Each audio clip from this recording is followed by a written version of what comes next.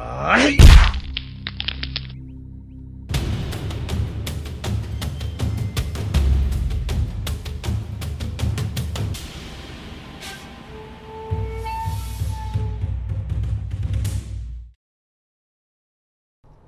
I'm Cody Stewart, representing Koryu Uchinadi under Hanshi Patrick McCarthy.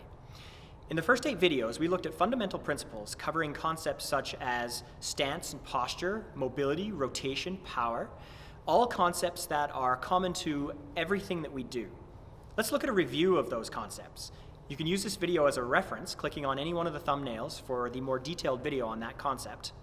It's a lot to cover, but let's look at a 2-minute recap of fundamental principles, starting now. The hip rotation should consist of 3 distinct phases or movements. First, there is a wind-up or set, then the power stroke or follow-through, and finally a relaxation, a return to neutral. When it comes to combining multiple techniques, there are 2 basic cases you have to concern yourself with. In the first case, the follow-through for the first technique serves as the wind-up for the second. In the second case, the return to neutral after the first technique is carried into a set for the second technique. Now let's consider the axis of rotation. Often we imagine the axis to be vertical through our center. It can be helpful to shift or tilt the axis of rotation away from that vertical axis through the center. I would like to look at the timing of activation through the body, following the sequence of legs, hips, shoulders, arms. What we have then is this smooth whipping action working its way up through the body. It's a fairly straightforward principle that the upper leg, lower leg, and foot should all be in alignment. The angle that my hips are on will be the same as my legs and feet.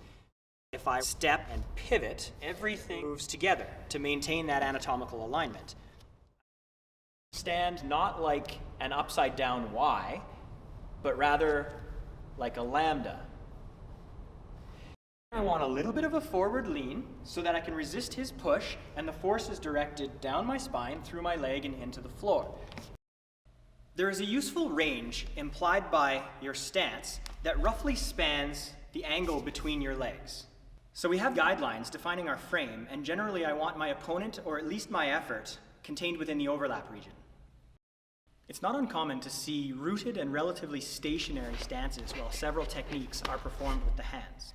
In KU, we perform some sort of footwork on most movements to build the availability of movement into all of your techniques. So that's our review. Here again are the videos we covered. Click any one of them to see more detail.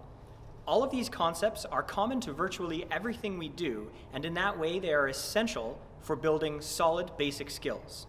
If you enjoyed this video and would like to see more, click here to subscribe. Don't forget to leave a comment. I'm Cody Stewart. Thanks for watching this KU Quick Tip.